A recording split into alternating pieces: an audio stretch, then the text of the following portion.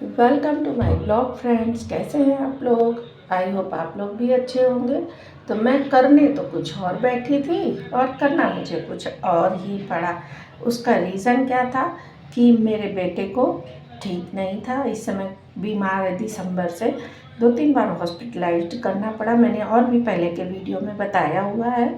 तो मैंने सोचा था कि चलो गाजर का कुछ बना लेती हूँ। तो मैंने क्या किया कि गाजर को धो दिया खूब अच्छे से, फिर छील दिया। छीलने के बाद में उसको फिर से एक बार धोने के बाद मैंने पंखे में सूखने रख दिया। और जब थोड़ा सा पानी सूख गया तो उसके बाद मैंने ग्रेट कर लिया। मैंने सोचा था चलो उसकी कुछ फेवरेट चीज़ है वो मैं बना देती हूँ। एक्चुअली में मेरे बेटे को गाजर का हलवा बहुत पसंद है, लेकिन क्या करूँ। फिर मुझे अचानक से याद आया कि इसको तो डॉक्टर ने दूध या दूध की कोई भी चीज़ पीने को मना किया हुआ है, क्योंकि इसको 2 बार ब्रोंकियाज का इन्फेक्शन हुआ था। तो ये सेकेंड टाइम फिर से हो गया था।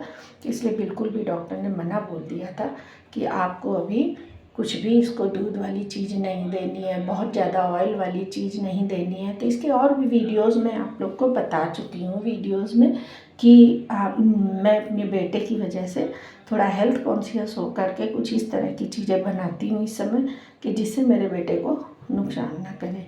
और डॉक्टर ने जो बनाया है हेल्दी बताना खिलाना है उसको, तो इसलिए क्योंकि वो कोई भी चीज़ ऐसे खाता नहीं है, फ्रूट्स उसको पसंद नहीं है, जूस उसको पसंद नहीं है, इसलिए मुझे कुछ ना कुछ उसके साथ चालाकी करनी ही पड़ती है।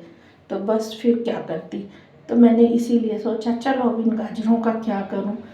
और गाजर सैलड में थोड़ी बहुत खाई जाती है, बहुत ज़्यादा अगर गाजर आ जाए तो उतनी यूज़ नहीं हो पाती है।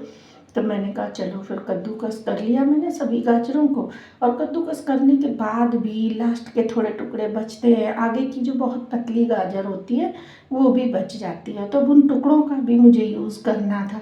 तो मैंने फिर क्या किया कि जितना भी लास्ट में कटे हुए टुकड़े बचे उनको मैंने छोटे छोटे टुकड़ों में काट लिया।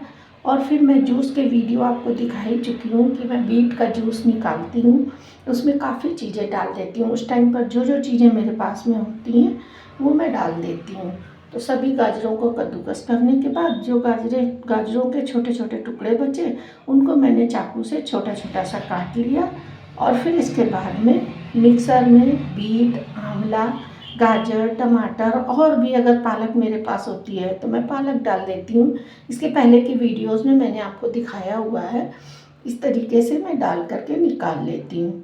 तो बस इस तरह से जूस भी रेडी हो जाता है। और साथ के साथ में तो मैंने क्या किया कि ये जब गाजर को पूरा कद्दूकस कर लिया फिर मैंने सोचा चलो अब इसका कुछ ना कुछ तो मुझे करना ही था। तो इस टाइम पर हलवा बना नहीं सकती और इतनी सारी गाजर मैं चिल्ला वगैरह में नहीं यूज़ कर सकती हूँ।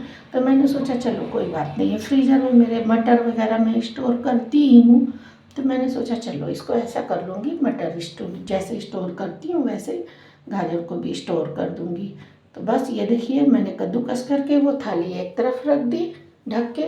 और फिर इसके बाद में मैं ये टुकड़ों को एक कटोरी में काटने लगी। मैंने इन टुकड़ों को काट लिया और काटने के बाद में फिर मिक्सर जार में मेरे और भी बीट काट के रखा है मैंने, तो उसमें बीट डाल दिया। बल्कि इसका पूरा जूस की प्रोसेस मैंने नहीं दिखाई है क्योंकि ऑलरेडी मैं बीट के जूस की प्रोसेस पिछले वीडियोस में दिखा चुकी हूँ, इसलिए मैंने इसमें नहीं दिखाया। मैं स्ट्रेनर के ऊपर कपड़ा रख के और फिर छान लेती हूँ। इसमें आंवला वगैरह सब कुछ डालती हूँ मैं। फिर क्या था फ्रेंड, बस फिर मैंने गाजरों को काट लिया और मैंने यही दिमाग लगाया कि चलो अभी मैं गाजर का कुछ नहीं बना सकती हूँ तो मैं इसको स्टोर करूँगी। अब इनका भी यूज़ करना था। और साथ के साथ में ही मेरे यहाँ मौसमी पड़ी हुई थी। तो कभी कभी ऐसा हो जाता है कि लाइट नहीं होती है, तो फिर क्या करते हैं कि मैनुअली तरीके से भी जूस निकाल लेते हैं। तो मेरे पास एक मशीन पड़ी हुई है जिसमें मैं हाथ से घिस कर भी जूस निकाल देती हूँ। तो मैंने 2 तरह के जूस बना लिए। मैंने सोचा चलो 2 तरह के जूस बना लूँ। तो ये देखिए मैंने बीट डाला हुआ है काट के, एक छोटा सा मीडियम बीट ले लिया मैंने और इसी में डाल दिए मैंने गाजर के टुकड़े। और साथ के साथ में इसमें मैं टमाटर वगैरह डाल के, टमाटर, आंवला सब डाल के एक बीट का जूस निकाल लूँ तो वो यूज़ हो जाएगा। इधर मैंने ये देखिए मेरे हाथ से मशीन है, हाथ से मैं जूस निकाल लेती। ये पहले मशीन चलती थी फ्रेंड, मेरे पास में मेरे बेटे का जन्म हुआ था उस टाइम पर मैंने ली थी। तो तब से पड़ी हुई है। तो कभी कभी ऐसा होता है कि मिक्सर में नहीं निकालने का मन करता है, बीज निकालो करो, तो फटाफट से मैं 2 टुकड़े कर लेती हूँ और बस इस तरीके से हाथ वाली मशीन से भी निकाल लेती हूँ। वैसे भी हर तरह की आदत रखनी ही चाहिए। कभी कभी ऐसा हो कि अगर हमारे पास लाइट नहीं है या मिक्सर में कोई दिक्कत है तो हम आराम से निकाल सकें। तो बस फटाफट से मैंने कर लिए, मौसम्मी के 2 टुकड़े इकट्ठी कर लिए और इस तरीके से इसके ऊपर घुमाते जाएंगे और जूस निकल आएगा। इसके जूस में एक तो फ़ायदा होता ही है कि बीज ज़रा भी क्रश नहीं होता है, तो ये जूस कड़वा भी नहीं होता है और मिक्सर में पीसने की वजह से गाढ़ा भी नहीं होता है। अगर हम बीज निकाल कर भी मिक्सर में क्रश करते हैं तो थोड़ा सा उसमें फेना सा हो जाता है। तो और इसमें क्या है कि इसमें हाथ से ऐसे निकालते हैं तो नॉर्मल सा जूस एकदम निकलता है। तो आप नीचे जो जाता है वो ऑलरेडी छन कर ही जाता है, तो आपको छानने की भी ज़रूरत नहीं होती है और फटाफट से अच्छा सा जूस निकल आता है। तो ये देखिए मैं इसी तरीके से ही हाथ से घिस करके सारे निकाल लूँगी जूस और बस फिर इसके बाद में एक मेरा मौसम्मी का जूस रेडी हो जाएगा और दूसरा हो जाएगा बीट टमाटर आंवला वगैरह का। वो वाला मैं एक बार पिछले वीडियो में दिखा चुकी हूँ, तो उसको मैंने डिटेल में नहीं दिखाया है। मैंने सिर्फ ये मौसम्मी वाला डिटेल में दिखाया है और वो फाइनली निकलने के बाद ही दिखाऊंगी।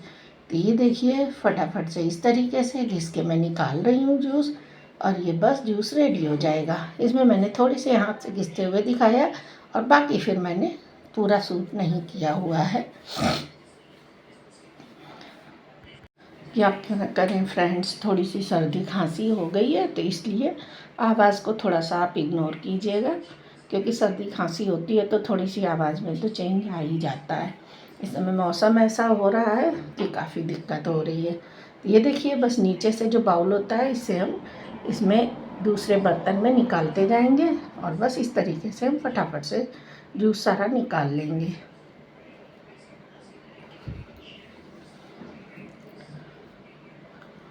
मैं इस तरीके से काफ़ी नए नए वीडियोज़ और भी लेकर के आऊँगी। अभी मुझे और भी कच्चे पपीते का अचार वगैरह भी दिखाऊँगी। तो ये देखिए फ्रेंड्स मैंने फटाफट से जूस निकाल लिया इस तरह से। ये तो मौसम्मी का भी जूस निकाल लिया। अब चलिए चलते हैं हम गाजर की तरफ। जो गाजर को मैंने कद्दूकस करके रख दिया था। तो इसको क्या करती हूँ, मैंने ये देखिए ट्रांसपेरेंट एक बॉक्स ले लिया है और इसमें मैं वो कद्दूकस किया हुआ ग्रेट की हुई गाजर है उसको मैं रख दूँगी, क्योंकि इसमें क्या है कि जब भी हमें ज़रूरत होगी फ्रीज़र में स्टोर कर दूँगी। जब ज़रूरत होगी तो सीधे बस बॉक्स से निकालूँगी और कढ़ाई में डाल के यूज़ कर सकते हैं, या फिर आप जो कुछ भी बनाना चाहें उसमें भी यूज़ कर सकते हैं।